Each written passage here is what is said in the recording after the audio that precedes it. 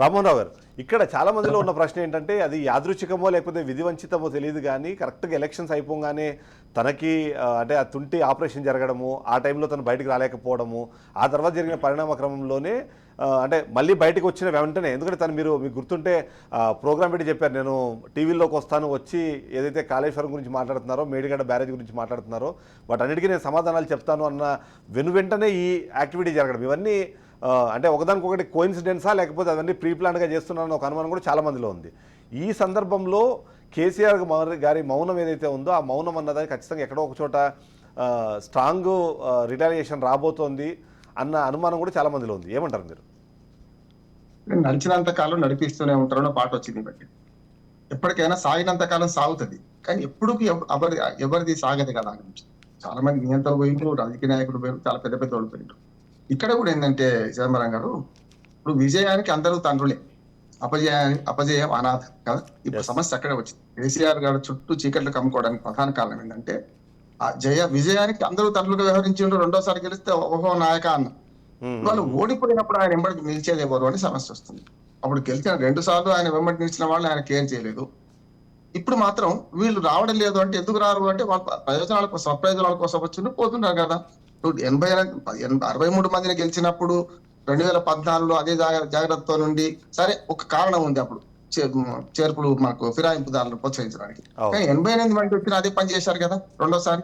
కానీ ఏమైంది, ద్రోహులందరూ కూడా, ఇప్పుడు నరేష్ లాంటి వాళ్ళు ఒప్పుకోకపోవచ్చు, కానీ సమస్య ఏంటంటే ద్రోహులందరూ కూడా మంత్రివర్గంలో చేరింది కదా. సమస్య తెలంగాణ ద్రోహులు, తెలంగాణకు వ్యతిరేకంగా మాట్లాడిన వాళ్ళు, కేసీఆర్ కేటీఆర్ హైదరాబాద్ కు వస్తే ఖాళీ విగ్గొడదాం అనుకున్న వాళ్ళందరూ మంత్రివర్గంలో చేరింది. నరేష్ కానీ లేకపోతే టీఆర్ఎస్ నాయకులు అని చెప్పేది ఏంటంటే ఓవర్లోడ్ అయిపోయిందని మీరే చాలా సార్లు కామెంట్ చేశారు కాబట్టి ఆ భారాన్ని మొత్తం దించుకున్నాం మేము అనే రెస్పాన్స్ కూడా ఇస్తారు.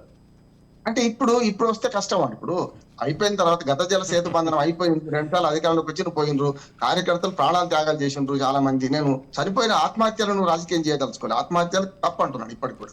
కానీ ఇది అట్లా కాదు కదా.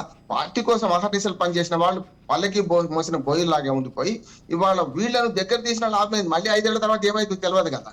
ఇంకొక మాట కూడా కాంగ్రెస్ వారికి కూడా అర్థం కావాల్సింది ఏంటంటే బీఆర్ఎస్ పని అయిపోయింది, ఇక రేపటి లేనే లేదు అని బీఆర్ఎస్ మనకు కాంగ్రెస్ బీజేపీ మాట్లాడుతున్నారు. అది తప్పు అంటున్నారు. ఎందుకంటే మొన్నటిదాకా కాంగ్రెస్ ఎక్కడ ఉంది, వాళ్ళ అధికారంలో పెట్టిన కాంగ్రెస్ పని అయిపోయిందని మాట్లాడే వాళ్ళు ఉన్నారు కదా. అంతే బీజేపీ పని కూడా అయిపోయిందన్న వాళ్ళు ఉన్నారు కదా. ఇక్కడ వాళ్ళ దొల్లతనంతో 2 పార్టీలు ఏంటి అంటే వాళ్ళ బీఆర్ఎస్ నుంచి పోతున్న నాయకులను ఇవాళ పార్లమెంట్ సీట్లు ఇస్తున్న 2 జాతీయ పార్టీలు దొల్లతనం బయటపడుతున్నాయి. వాళ్ళ సొంత క్యాండిడేట్స్ లేరు కదా. ఇవాళ ఇప్పటిదాకా అవినీతి పార్టీ, నిన్నటిదాకా బీఆర్ఎస్ పార్టీ, బీఆర్ఎస్ లో ఎంపీలు అందరూ అవినీతి చేసిండ్రు, లాబింగ్ చేసిండ్రు అని విమర్శించారు కదా. ఆ లాబింగ్ చేసిన బీఆర్ఎస్ ఎంపీలనే పార్టీ మారగానే సత్యత్తులు ఎట్లా అంటున్నాను నేను. ఆంధ్రప్రదేశ్ లో సుజనా చౌదరో లేకుంటే సీఎం రమేష్ వాళ్ళని బీజేపీ చేర్చుకుని సత్యత్తులు ఎట్లా అయిపోయినరో ఇవాళ బీజేపీ కాంగ్రెస్ ఇద్దరు కూడా చూడండి సగం సీట్లు. ఇవాళ కాంగ్రెస్ ఇచ్చిన 9 సీట్లలో ఇక రేపు మిగతా లిస్ట్ వస్తుందట. ఈ 9లో సగం మంది అయితే బీఆర్ఎస్ వాళ్ళే కదా, ఎంపీలే కదా, నిన్నటి దాకా ఎంపీలు చేసిన వాళ్ళే కదా. ఇటు పక్కన బీజేపీ చేస్తున్న పని ఏంది, ఇవాళ చేర్చుకున్న రేపు టికెట్లు ఇచ్చేస్తున్నారు. అంటే సొంతంగా క్యాండిడేట్స్ లేకు వీళ్ళకి. 2 జాతీయ పార్టీల డొల్లతనం ఏంటంటే ఎట్లాగైనా సరే ఏ దొడ్లో ఈయన మనదే దూడ, ఈ నిన్నటి దాకా ఫలానా దొడ్లు బీఆర్ఎస్ దొడ్లో ఉన్న దూడ మన దాంట్లోకి వచ్చినట్టు. ఇంకొక మాట చెప్పి ముగిస్తాను. ఇవాళ రేపు పార్లమెంట్ ఎన్నికలు చావో రేవో అన్ని పార్టీలకు అంటున్నాను. ఎట్లా అంటే అంటే 0 సంఖ్యేమో బీజేపీ ఆడుతుంది, వాళ్ళకి పెద్ద నష్టం ఏం లేదు. 4 సీట్లకు ఒకటి వచ్చినా ఎక్కువ, ఒకటి ఎక్కువ వచ్చినా ఒకటి తక్కువ వచ్చినా పెద్ద ఫరక్ పడింది. కానీ కాంగ్రెస్ పార్టీకి రేవంత్ రెడ్డికి పరీక్ష. రేపు అధికారంలో ఉన్నారు కాంగ్రెస్, రేపు ఇండియా కూటమి INDIA పులి స్టాప్స్ ఉన్నాయి, ఆ కూటమికి ఓటు రావాలి.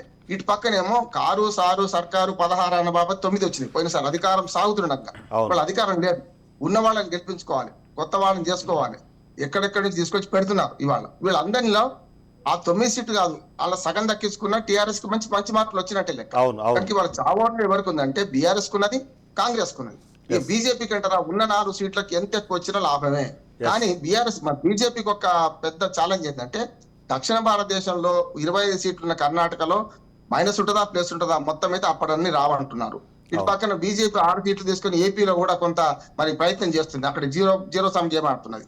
ఇక్కడికి వచ్చే కల్లా ఈ 4 సీట్లు దక్కించుకోవడం కూడా బీజేపీకి ఎక్కువ అంటున్నారు. కానీ 4 దక్కించుకొని ఎంత ముందుకు పోవాలి, వాళ్ళ బీఆర్ఎస్ వైఫల్యాలను, బీఆర్ఎస్ యొక్క పతనాన్ని ఈ 2 పార్టీలు ఆసరా చేసుకుని ముందుకు పోదాం.